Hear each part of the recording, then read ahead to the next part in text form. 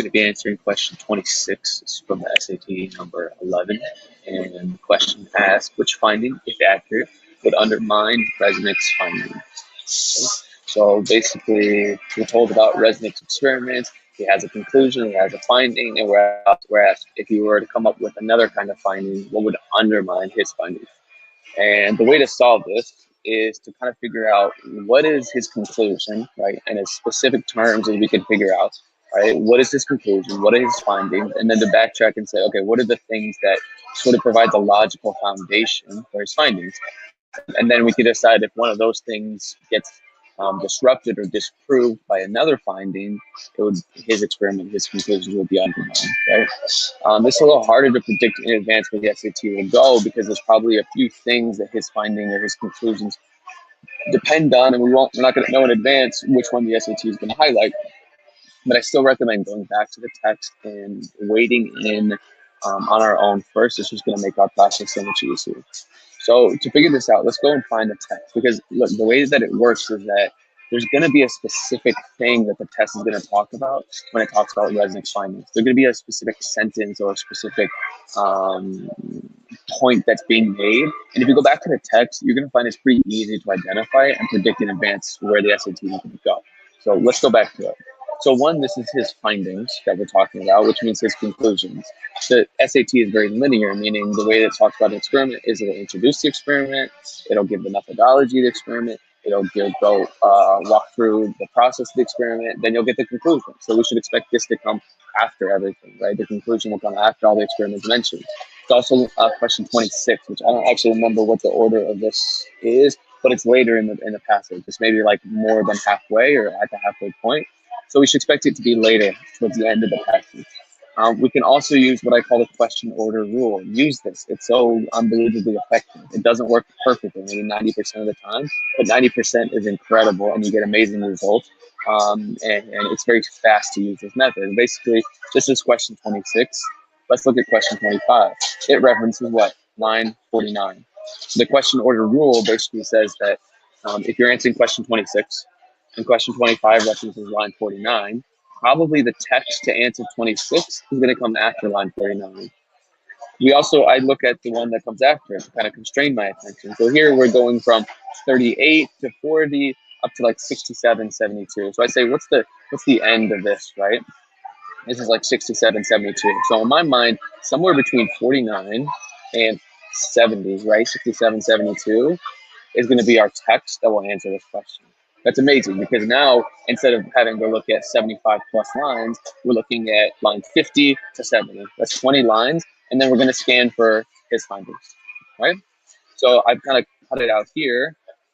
This is where his conclusions come from, right? And you'll see that this is line 53, and this is up to like line 70, which is towards the end. So this is sort of the area that we would expect to see the text. And we're going to look for is what is this finding, right? This is giving the methodology, right, or setting up the experiment.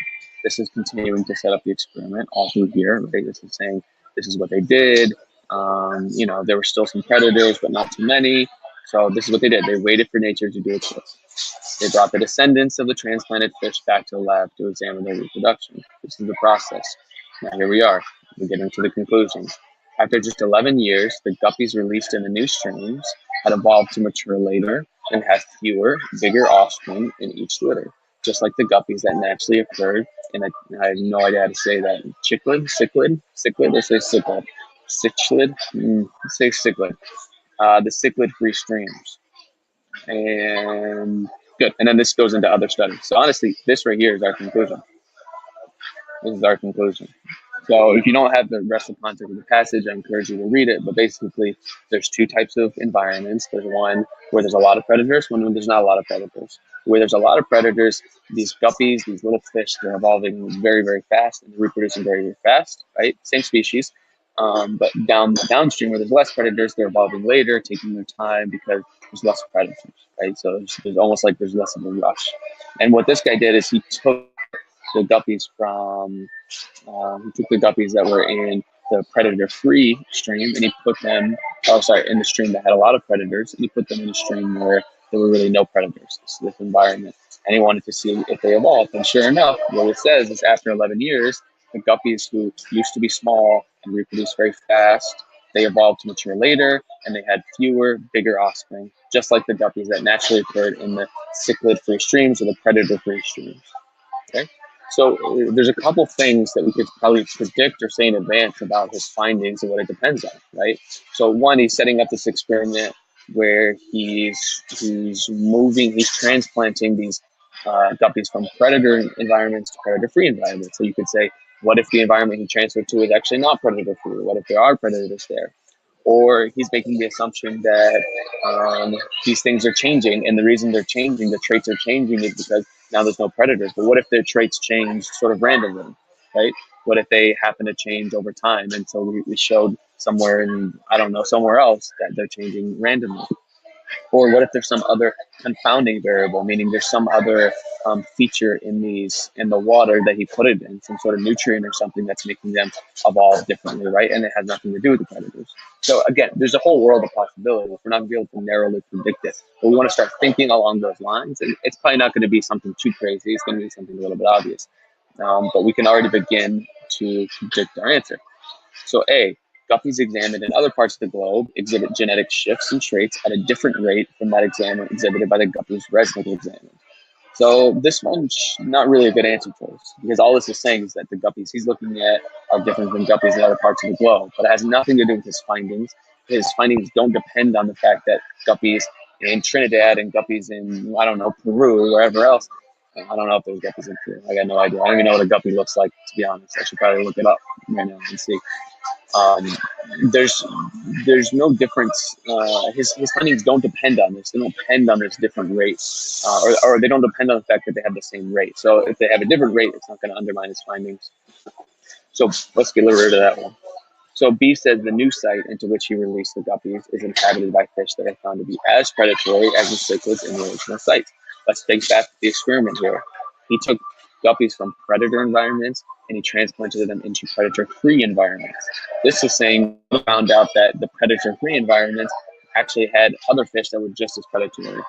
This would undermine his findings, because his whole findings is like the reason that these traits are changing is because the new environment has no predators. But this would tell us that it did have predators, so this is a good answer choice. So now it would undermine his findings. She says experimental evolution is shown to be harmful to the environments where studies like Reznick's are conducted. Okay, this would be unfortunate if the experiment that he's doing is affecting the environment, right? It's harming them. But it doesn't really matter to us, because who cares? His findings, his conclusion, not based on the fact that experimental evolution, experiments like this are okay for the environment. So we can get rid of that one. D says the descendants of Reznick's transplanted fish, right? That's the ones that he moves into the new environment. They're proven to mature later than the guppies living below the waterfall.